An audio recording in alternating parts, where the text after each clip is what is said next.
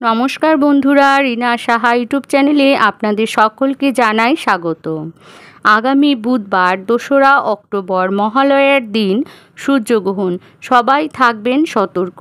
পারলে ঘুম থেকে উঠেই বাড়ির মুখ্য দরজায় ঢেলে দিন এই 3টি জিনিস। বাস্তুদোষ দূর হবে, প্রচুর অর্থ আসবে। মা দুর্গার আশীর্বাদে আপনার পরিবার ভরে উঠবে সুখ, শান্তি এবং সমৃদ্ধিতে। সামনেই আসতে চলেছে মহালয়া। আশ্বিন মাসের তিথিটিকে মহালয়া বলা হয়।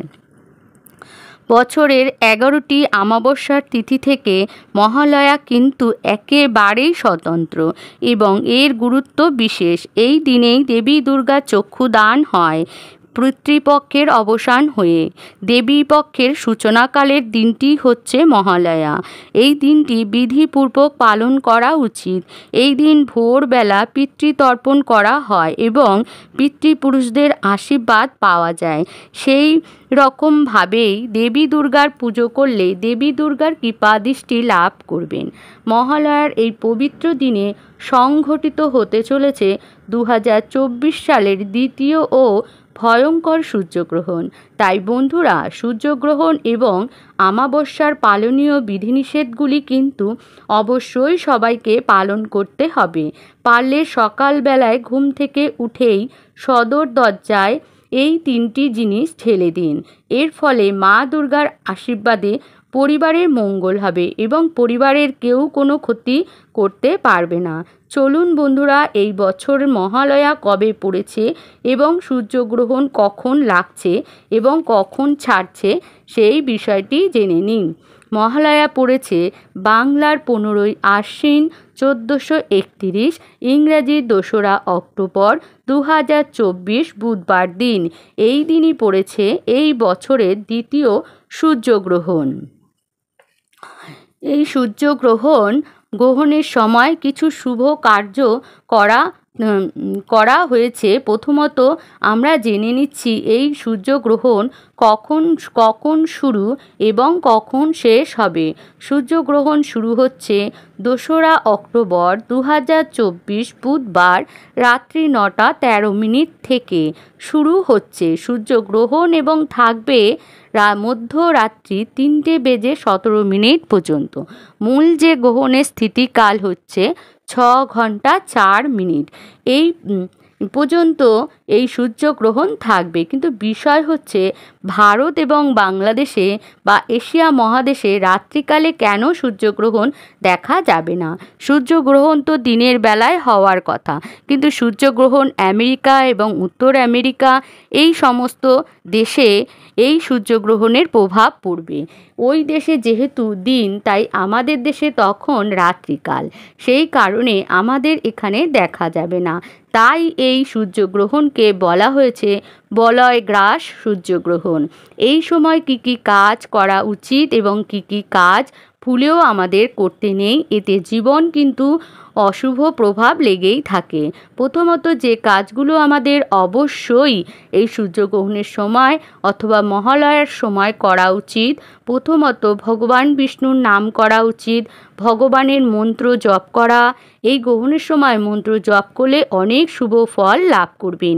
এই সময় আপনারা রামায়ণ বা মহাভারত এবং গীতা পাঠ করতে পারেন। পাশাপাশি মহালয়ার দিন দেবীপক্ষের দিন, এই দিনে আপনি মা দুর্গার মন্ত্র জপ করতে পারেন। এই মহালয়ার দিন অবশ্যই দান করবেন, এতে আপনি ভালো ফল লাভ করবেন। এবং এই মহালয়ার দিন ভোরে গঙ্গা স্নান করা। এই দিন যদি সূর্যগ্রহণ না হতো তাহলেও মহালয়ার দিন গঙ্গা স্নান করা উচিত। এই গঙ্গায় গিয়ে পিতৃতর্পণ করা হয়। মহালয়ার দিন অবশ্যই গঙ্গায় নেমে স্নান করবেন এবং সূর্যদেবকে জল বা অর্ঘ্য নিবেদন করবেন।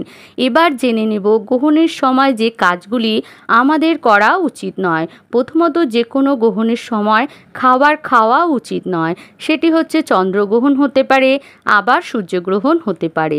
যেহেতু গ্রহণ শুরু হচ্ছে 2রা অক্টোবর বুধবার রাত্রি 9টা 13 মিনিট থেকে, তাই আমাদের প্রত্যেকের 9:13 আগে খাবার গ্রহণ করা উচিত।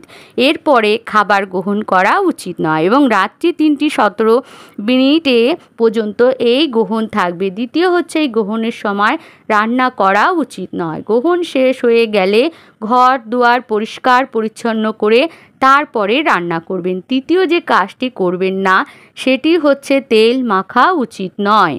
বিশেষ করে সর্ষের তেল গায়ে মাখবেন না। এই বছর মা দুর্গার আগমন হচ্ছে দোলায়, যার ফল হচ্ছে মোরগ, যার ফলে নানা রকম রোগ জ্বালা বাড়ে। মা দুর্গার গমন হচ্ছে ঘটকে, যার ফল হচ্ছে ছত্রভঙ্গ। এর ফলে রাজায় রাজায় যুদ্ধ হয়, রাষ্ট্রে রাষ্ট্রে মতবিরোধ হয়, সামাজিক ও রাজনৈতিক অভ্যন্তরে নানা প্রকার অস্থিরতা দেখা দেয়। তাই বন্ধুরা, যদি আপনি চান মা দুর্গার আগমন ও গমনের দুষ্প্রভাব আপনার পরিবারের ওপর না পড়ে, তাহলে প্রতিদিন মহালয়ার দিন থেকে শুরু করে নবরাত্রির এই 9টি দিন প্রত্যেক দিন আপনারা ঘুম থেকে উঠেই সদর দরজায় এই 3টি জিনিস ঢেলে দেবেন। এটি ঢালার জন্য আমাদের লাগবে একটি ঘটি, তামার হলেই সব থেকে বেশি ভালো হয়। যদি আপনার ঠাকুর ঘরের বাসনপত্রের মধ্যে তামার ঘটি না থাকে, তাহলে আপনি পিতলের ঘটি দিয়ে কাজটি করতে পারেন। কাজটি আপনাকে করতে হবে মহালয়ার আগের দিন সন্ধেবেলায়।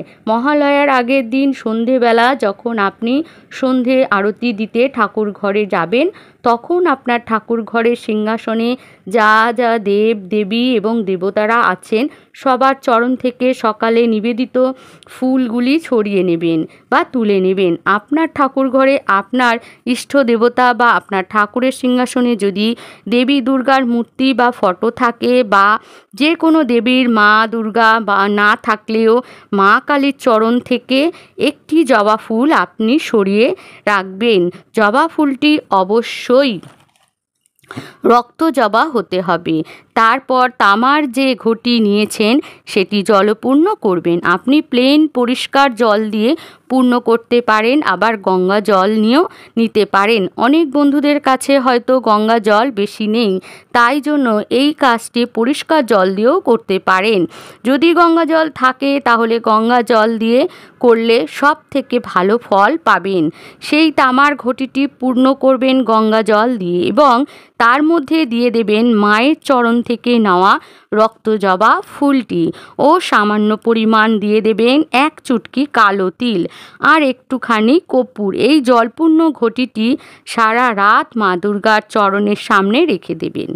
পরের দিন সকালবেলায় চেষ্টা করবেন খুব ভোর তাড়াতাড়ি ঘুম থেকে ওঠার। আমাদের হিন্দু সনাতন ধর্মে দেরি করে ঘুম থেকে ওঠাকে খুব একটা ভালো কাজ বলে গণ্য করা হয় না।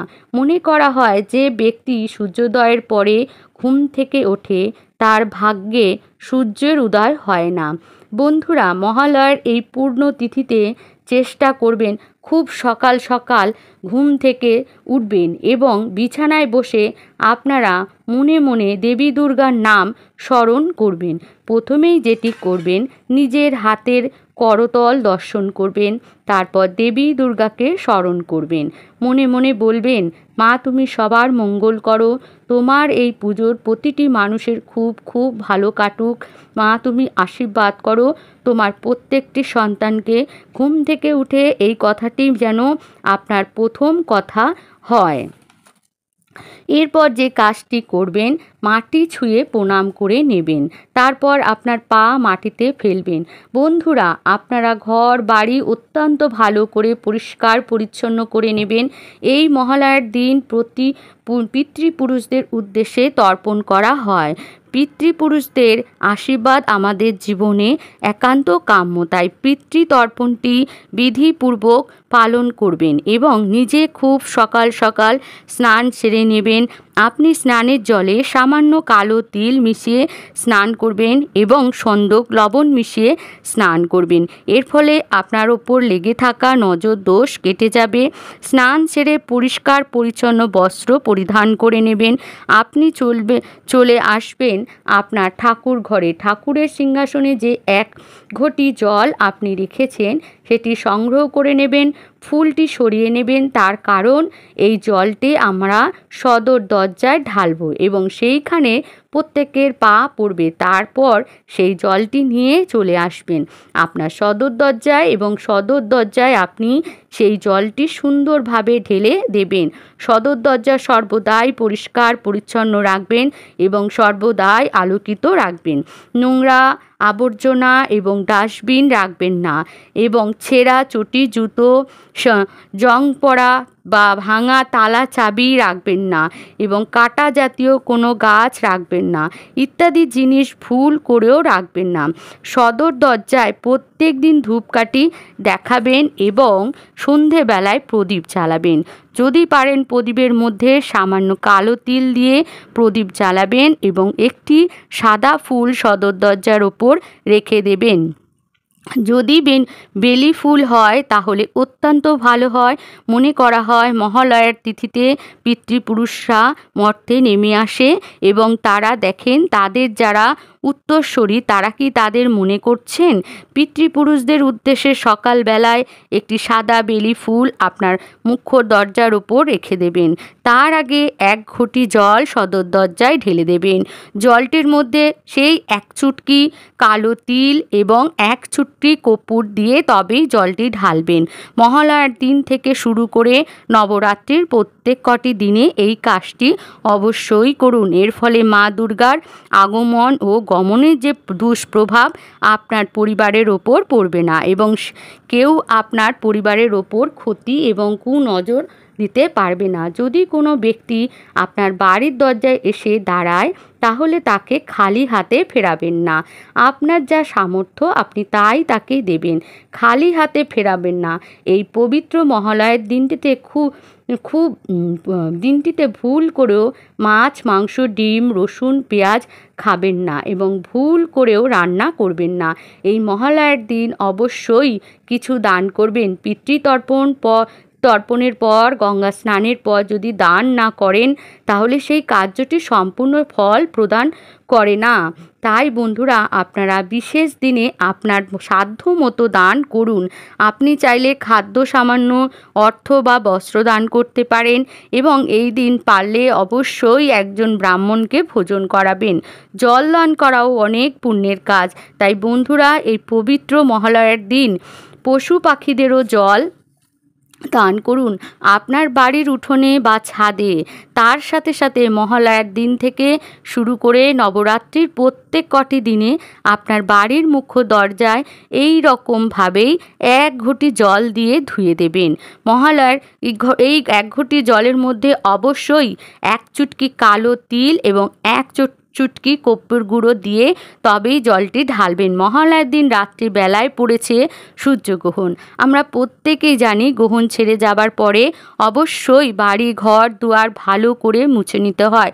ঘর মোছার জলে অবশ্যই 1 চামচ লবণ দিয়েই মুছবেন এবং নিজে স্নান সারতে হয়।